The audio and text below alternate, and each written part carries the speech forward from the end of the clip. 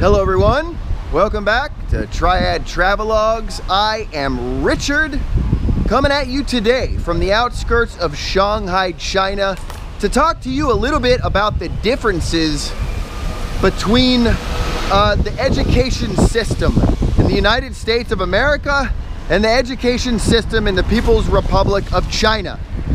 Now, I've lived in China for a little over 4 years now, and I work in what is called education by some people. Now, no reasonable person would refer to me as an educator because I work in ESL, English as a second language, and let's just say it's not exactly a respected occupation for a white guy in China.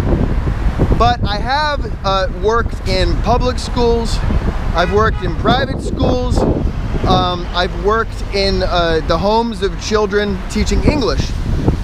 So I've seen kind of the wide spectrum of different environments that children are in related to education.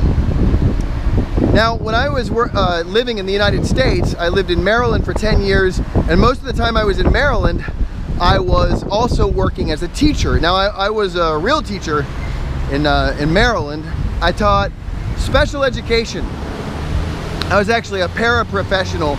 I worked directly with children who had developmental disabilities and things like that, mostly with kids with autism. But I also worked with typical kids. I've done everything from preschool to middle school. I worked in private school, public school, and also in the homes of children when I lived in the United States. So I have the same sort of spectrum of environments from both places, the United States and China. So I thought I'd do a little video and sort of compare the systems, the education systems. Now, the number one difference, I think, there are huge differences, vast differences. They're not, there's obviously there's huge cultural differences, but there's also differences in the expectations of men, the expectations of women, the expectations of children, and that is reflected in the education system, definitely. So in the United States, children have a little bit of homework and a lot of time to play.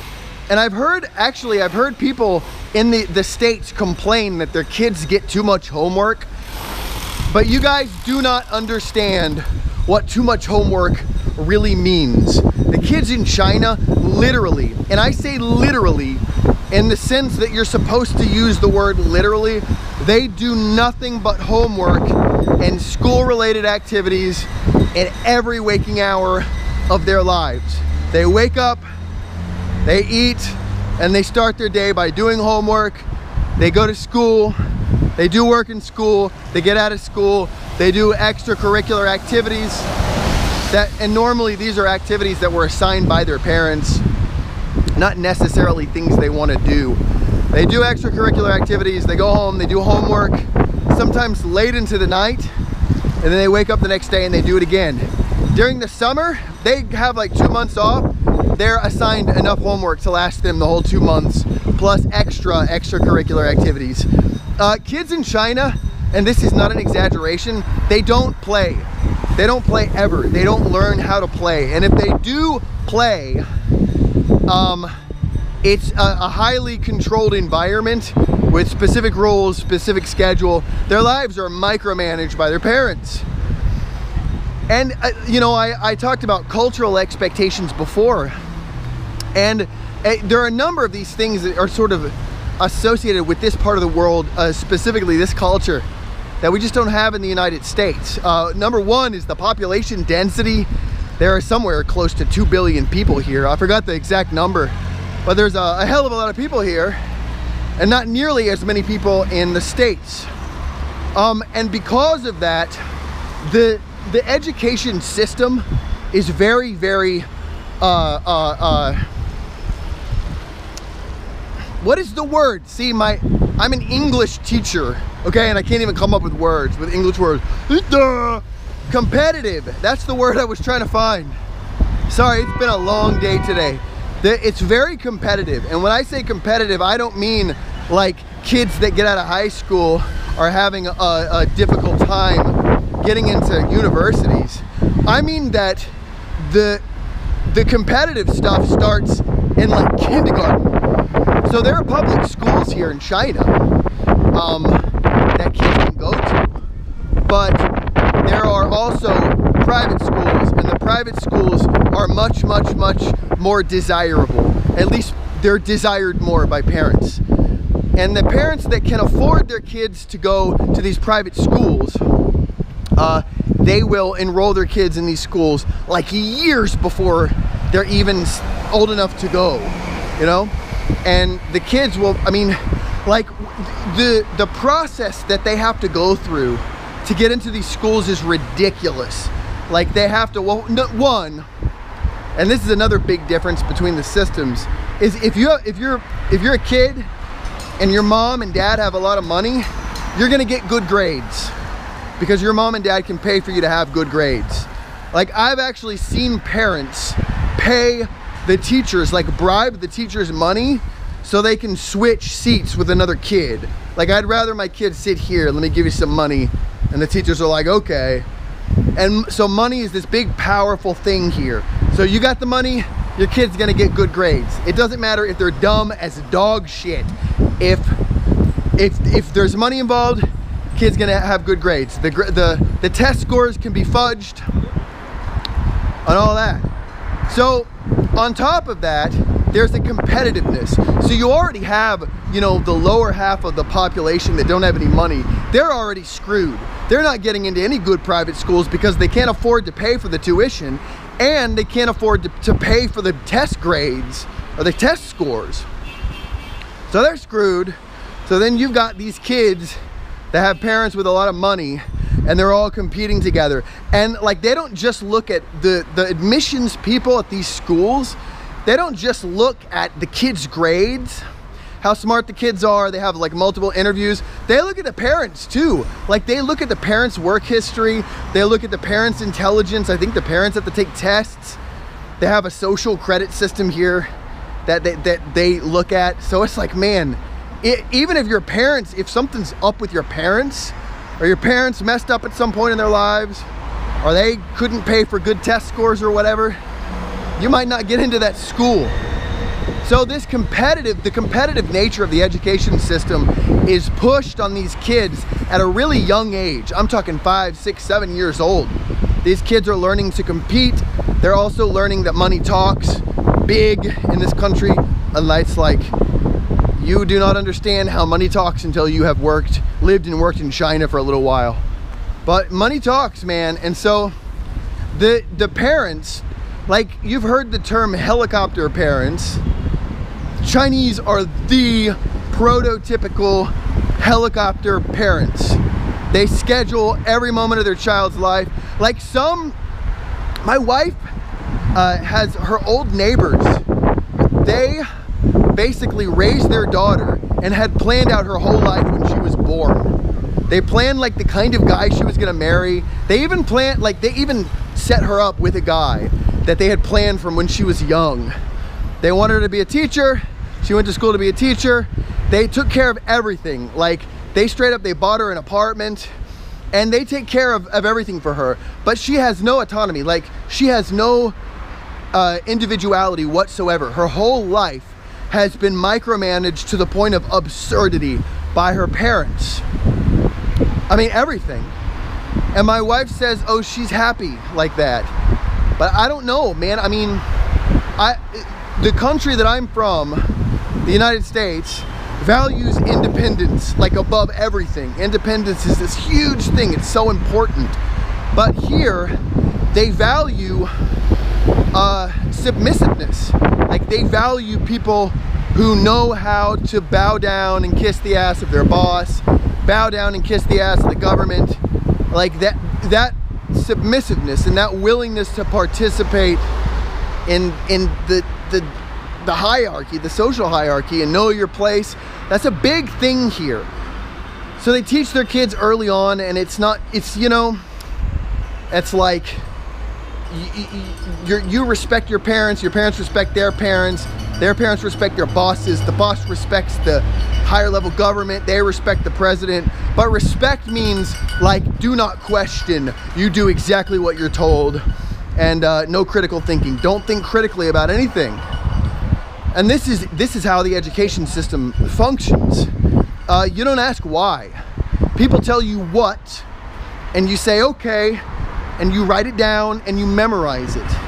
So these kids, if anybody asks them the answer to the question, they're gonna know the answer to the question verbatim, you know, because they've been taught, this is the answer to the question.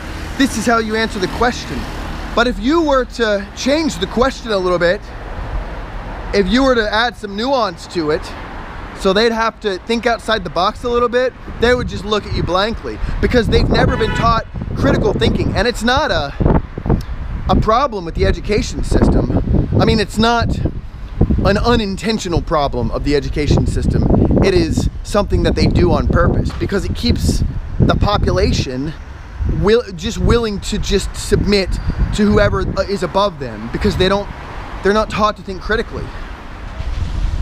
So this is the education system here. And of course, in the United States, we have problems with our education system. I'm not gonna lie.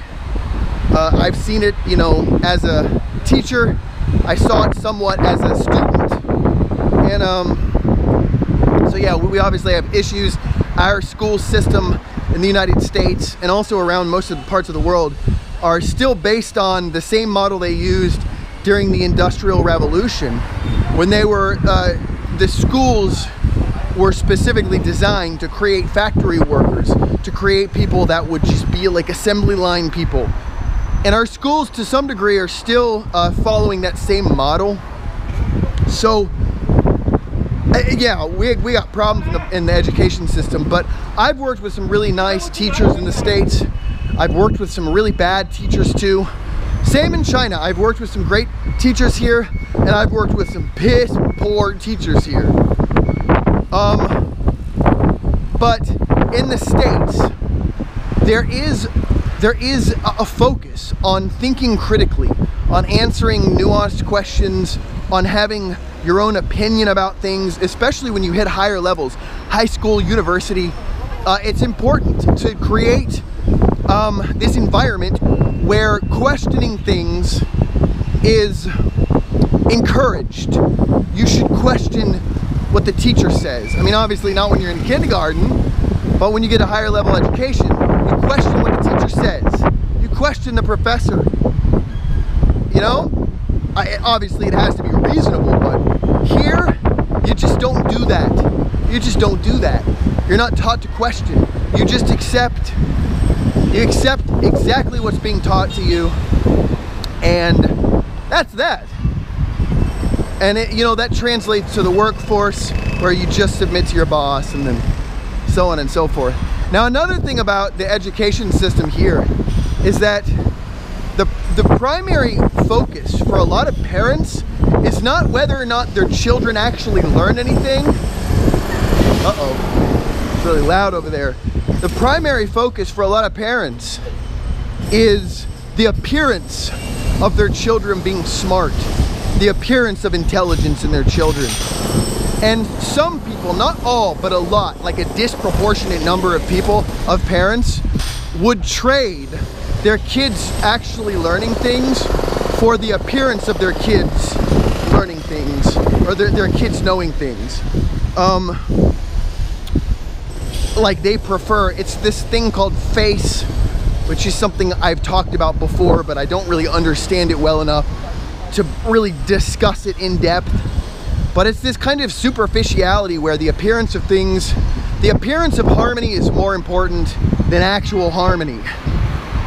And a lot of times, real harmony is traded for the appearance of harmony, or the short-term appearance that everything is okay. People will go out of their way to not deal with a problem if it's going to be embarrassing for them, or they'll go out of their way to not recognize some flaw in somebody, even if it's going to do a lot of damage tomorrow. if we can just pretend it doesn't exist today, everyone will contribute to that false narrative. And then the next day they'll deal with whatever the fallout is. It doesn't really make a lot of sense, but that's how it is. And in the education system, that's like very important. So there's a lot of picture taking, like the places that I've worked, the public schools that I've worked at, they're more concerned, like I'm there to teach English, but they're more concerned with taking pictures of me with the kids so they can take those pictures and send it to the parents. So they'll pose the kids and pose me. Like, oh, look like this, move the kids around, take some nice pictures. And they'll do this through the whole class. They'll videotape me and they'll take pictures, and they're sending that stuff to the parents so the parents can show their friends, look how much my kid's interacting with a white guy. He's learning English from a white guy. And it's like, I mean, I could go in there if I wanted to and just talk gibberish, or not even just talk at all, just pose with the kids. And a lot of the schools would be okay with that because the parents either don't know any different or they don't care.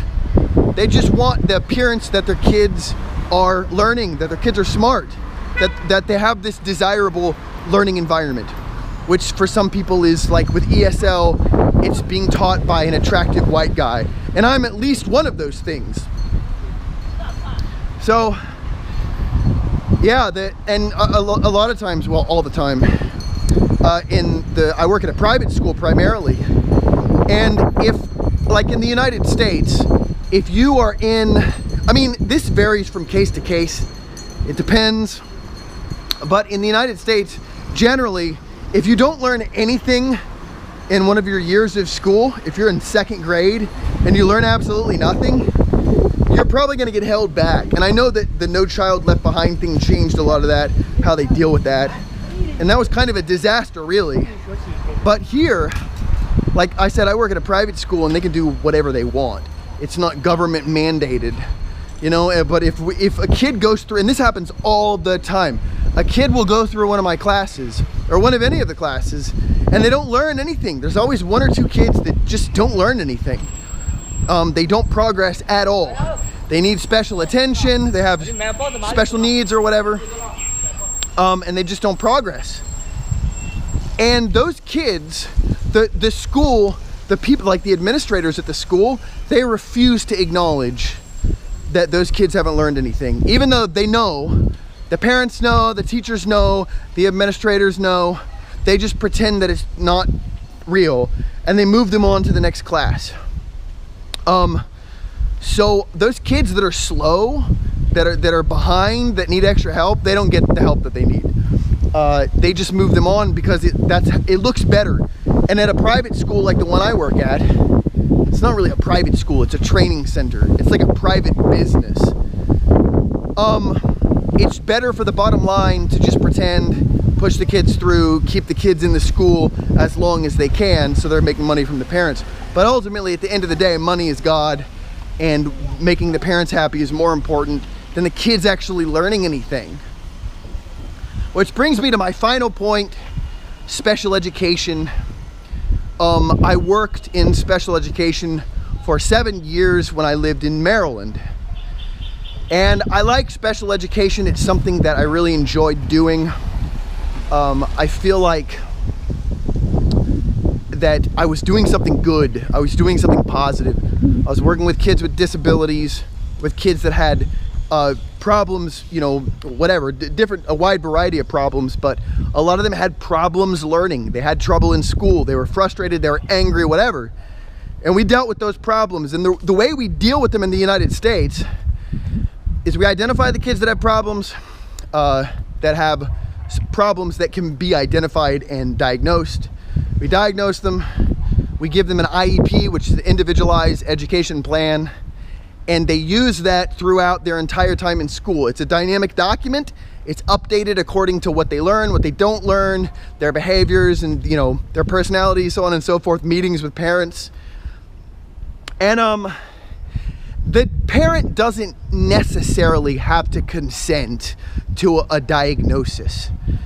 There are parents that are in denial about their kid's problem. There are parents that don't believe that autism exists, but ultimately at the end of the day, if your kid has a severe enough problem where they are diagnosed by a professional with PDD or whatever, they're gonna have an IEP, and there's not really much the parent can do to stop that, short of taking them out of school and homeschooling them or putting them into a private school that doesn't recognize the IEP or whatever. They have options, but if they don't have any money, they don't have any options. Now, special education in China, I've never seen any indication that it exists. And I think the primary reason, well, I know the primary reason is because of the face thing. It's considered like embarrassing to your family if your kid has special needs. Especially when it's mental. So they just pretend that they don't exist. And it's not just the parents that pretend that they don't exist. It's everybody. It's the teachers, it's the administrators, everybody in every position of power in the school system, private and public, unless the problem is really, really severe and it just can't be ignored. And the problems can get pretty severe and be ignored. Generally, the problems are ignored, and everyone just pretends, because it's a face thing. It's like the worst thing you can do is tell a parent your kid has autism or your kid has problems, you need to go see a doctor. So they just don't. So they can avoid that confrontation. It's like it's so deeply ingrained into the cultural fabric that they just don't deal with it. And this causes a lot of problems for a lot of kids because they're not getting the treatment they need. They're not getting the individualized education plan type thing that they need. So, yeah, the system is weird here. It's different. And I said I was going to compare, but I feel like I only really talked about the Chinese education. But just imagine everything I said about this place is the opposite in the US. And again, I don't want to go touting the US as being this utopia of high-level education. The education system in the United States has a lot of very serious problems. It is a deeply flawed system. But I have a 2-year-old, and we're in China right now. We probably will be in America, in the US next year. We're waiting for my wife's immigration paperwork to go through so we can go there. I would never let my child step foot anywhere near a school here. Public, private, never. Like, dude, I've seen teachers beat the living Christ out of kids here. I've seen teachers throw kids, pull them out of chairs, kick them, grab them at their clothes. That's in the public schools. The private schools, the expensive private schools are a lot better. But I've seen I've seen some crazy teachers. And I think generally, it's probably like this in the States too, generally like a school that has behavior like that, it's gonna be all the teachers. It's just, I guess it's infectious. It goes around, you know? And a good school will just have good teachers. But you never know, you know, I mean, you really just never know. You never know what kind of environment that your kid's in, regardless of where you live in the world. But I would never send my kid to school here, ever. Yeah. Anyway, I gotta go. I'm gonna go home. I'm gonna play with my baby. It's 2 years and 4 months now. I'm probably gonna take her outside. We're gonna run around. She's had a little bit of a fever recently, but she's feeling better, so hopefully we can go play. If you like this video, you like this kind of content, give the video a thumbs up, leave a nice comment, subscribe to my channel if you have not already done so. Tell your friends, tell your family. Thank you for watching Triad Travelogues. I'm Richard. I'll see you next time.